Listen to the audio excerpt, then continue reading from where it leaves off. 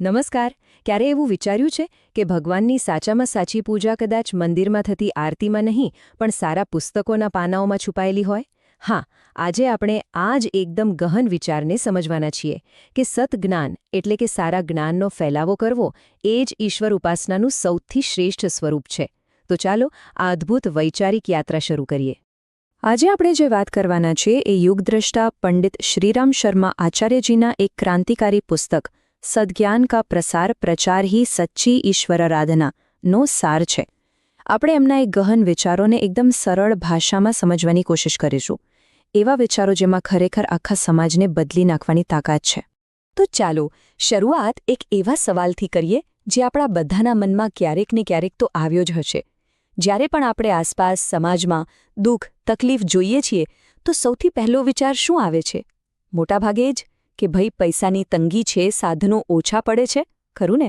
પણ જરા ઊંડા ઉતરીને વિચારીએ, શું આ જ આખરી સત્ય છે કે પછી સમસ્યાનું મૂળ એના કરતાં પણ ક્યાંક ઊંડું છે?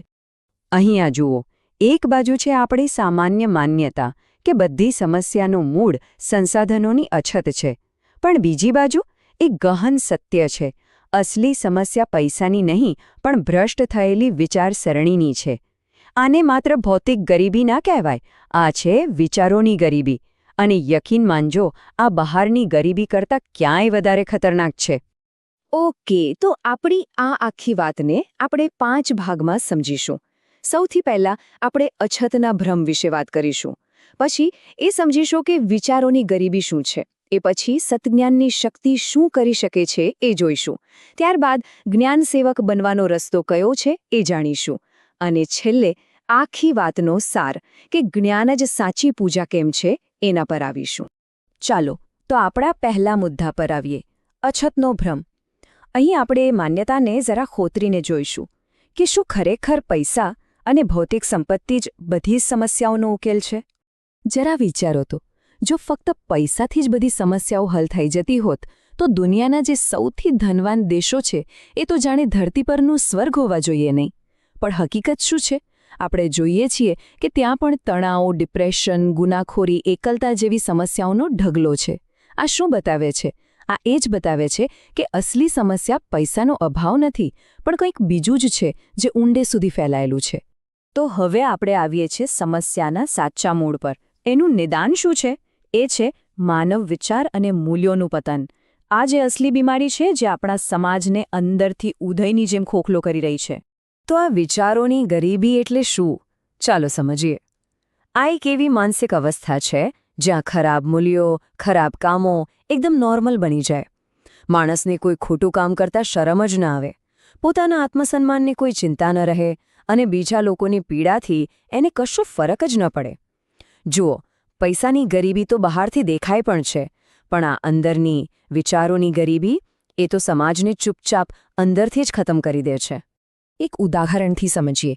કલ્પના કરો કે કોઈ માણસ કચરાના ઢગલા વચ્ચે એકદમ આરામથી જીવી રહ્યો છે. એને એ ગંદકીથી કોઈ જ ફરક નથી પડતો. આખું જગત એની ટીકા કરે, એનો પોતાનો અંતરાત્મા એને ડંખે, પણ એ માણસ બેફિકર છે. શા માટે? કારણ કે એના વિચારો એટલા બગડી ગયા છે કે એને સાચું શું અને ખોટું શું એની વચ્ચેનો ભેદ જ દેખાતો બંધ થઈ ગયો છે. એ તો પોતાના હાનિકારક કામોને જ પોતાની તાકાત અને હોશિયારી માનવા લાગે છે. તો સવાલ એ છે કે આ ભયંકર બીમારી, આ વિચારોની ગરીબીનો કોઈ ઇલાજ છે? હા, બિલકુલ છે. અને હવે આપણે એના સર્વોચ્ચ સમાધાન તરફ આગળ વધીએ છીએ. અને એ સમાધાન છે સારા ઉમદા વિચારોનો સક્રિયપણે પ્રચાર અને પ્રસાર કરવો. આ જ એકમાત્ર ઉપાય છે. આ ઉપાયને એક બહુ સુંદર નામ આપવામાં આવ્યું છે, જ્ઞાન યજ્ઞ, એટલે કે એક વિચાર ક્રાંતિ. જુઓ, સામાન્ય યજ્ઞમાં આપણે અગ્નિમાં સામગ્રીની આહુતિ આપીએ છીએ, બરાબર? પણ આ જ્ઞાન યજ્ઞમાં આહુતિ આપવાની છે સારા વિચારોની, પ્રેરણાદાયક જ્ઞાનની, જેથી લોકોની, સમાજની સામૂહિક ચેતના શુદ્ધ થાય, ઉન્નત બને. સાચું કહું તો સમાજને બદલવાનો આનાથી વધારે શક્તિશાળી કોઈ રસ્તો હોય જ ન શકે. અને આ વિચાર પાછળનો આધ્યાત્મિક આધાર શું છે? આ વાક્ય પર ધ્યાન આપજો. ઈશ્વર જ્ઞાન સ્વરૂપ છે. આનો સીધો સાદો અર્થ એ થાય છે કે ઈશ્વર બીજું કંઈ નહીં પણ જ્ઞાનનું જ સ્વરૂપ છે. એટલે જ્યારે પણ કોઈ માણસના મનમાં વિચાર અને જ્ઞાન દ્વારા પ્રકાશ પહોંચે છે, પ્રેરણા જાગે છે, ત્યારે સમજવું કે એ ઈશ્વર જ એના અંતરાત્મામાં પ્રવેશ કરી રહ્યો છે. ચાલો, અત્યાર સુધી આપણે શું કરવું એ તો સમજી લીધું, પણ હવે આવે છે સૌથી અગત્યનો સવાલ: કેવી રીતે? આ જ્ઞાન યજ્ઞ, આ વિચાર ક્રાંતિ કરવી કેવી રીતે? એના માટેના પ્રેક્ટિકલ રસ્તાઓ કયા છે? ચાલો હવે એના પર વાત કરીએ. જુઓ, આપણે એમ વિચારીને બેસી ના શકીએ કે જેને જ્ઞાનની તરસ લાગશે એ જાતે જ આપણી પાસે આવશે. ના, આપણે તો વાદળ બનવું પડશે.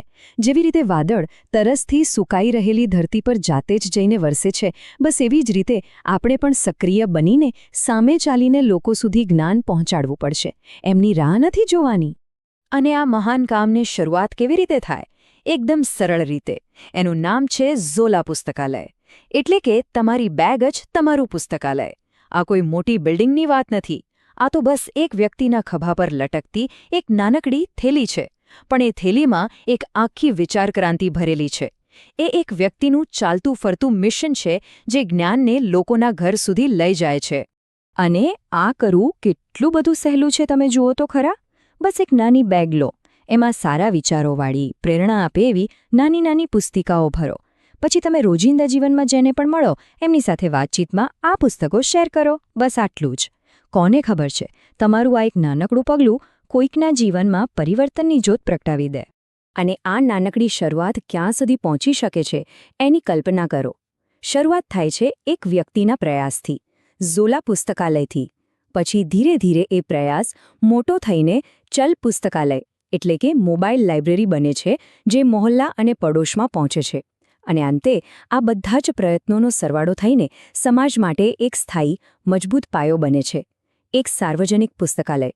તો હવે આપણે આખી વાતના અંતિમ અને સૌથી મહત્વના પડાવ પર આવીએ છીએ કે આ બધું જે આપણે કરીએ છીએ એનો અંતિમ ઉદ્દેશ્ય શું છે? આ બધું જ સાચી પૂજા કઈ રીતે બને છે? આપણે બધા જાણીએ છીએ કે સમાજમાં દરેક વ્યક્તિ પાસે સારા પુસ્તકો ખરીદવાની આર્થિક સગવડ નથી હોતી. પણ જ્ઞાન એ કોઈની જાગીર નથી, એ તો સૌનો અધિકાર છે. તો આ આર્થિક અવરોધોને તોડવા માટે અને દરેક આત્માની જ્ઞાન માટેની જે અનંત તરસ છે એને छिपाવવા માટે સાર્વજનિક પુસ્તકાલયોની સ્થાપના કરવી એ આપણા સૌની એક સામૂહિક જરૂરિયાત અને જવાબદારી છે. અને આ વિચાર કેટલો સુંદર છે! જ્યાં પુસ્તકો જ્ઞાનના ચેતન દેવતાઓ નિવાસ કરે છે તે સ્થાન એક પવિત્ર મંદિર છે. વાહ! મતલબ કે પુસ્તકો એ નિર્જીવ વસ્તુઓ નથી, એ જ્ઞાનના જીવંત દેવતા છે. અને એટલે જ પુસ્તકાલય એ માત્ર એક ઇમારત નથી, એ એક પવિત્ર મંદિર છે, જ્ઞાનનું સાચું તીર્થ છે. એટલે જ આવા જ્ઞાન મંદિરો એટલે કે પુસ્તકાલયોના નિર્માણમાં કોઈ પણ રીતે ફાળો આપવો, ભલે પછી એ પૈસાથી હોય, પુસ્તકો આપીને હોય કે પછી પોતાનો સમય આપીને હોય, એને સર્વોચ્ચ દાન માનવામાં આવે છે. આપણા શાસ્ત્રોમાં પણ આને બ્રહ્મદાન એટલે કે જ્ઞાનનું દાન કહીને બધા દાનોમાં શ્રેષ્ઠ ગણાવ્યું છે. તો આ આખી વાતનો અંતિમ બોધ શું છે? સાર એ છે કે સાચી ઉપાસના, સાચી પૂજા એ માત્ર મંદિરના વિધિવિધાનો પૂરતી સીમિત નથી. ખરેખર ઈશ્વર આરાધના તો એ છે જ્યારે આપણે આખા સમાજના ઉત્થાન માટે, આખી માનવતાના ભલા માટે જ્ઞાનનો દીવો લઈને નીકળી પડીએ, લોકો સુધી સારા વિચારોનો પ્રકાશ ફેલાવીએ. એ જ સાચી પૂજા છે. અહીં રજૂ થયેલી બધી જ સામગ્રી યજ્ઞવલ્ક્ય ન્યૂઝલેટર નામની યુટ્યુબ ચેનલ દ્વારા પ્રેરિત છે, જેના માટે અમે એમના ખૂબ આભારી છીએ. આશા રાખીએ કે સદ્જ્ઞાનનો આ દીવો આપણા સૌના જીવનમાં પ્રકાશ પાથરતો રહે. તમારો ખૂબ ખૂબ આભાર.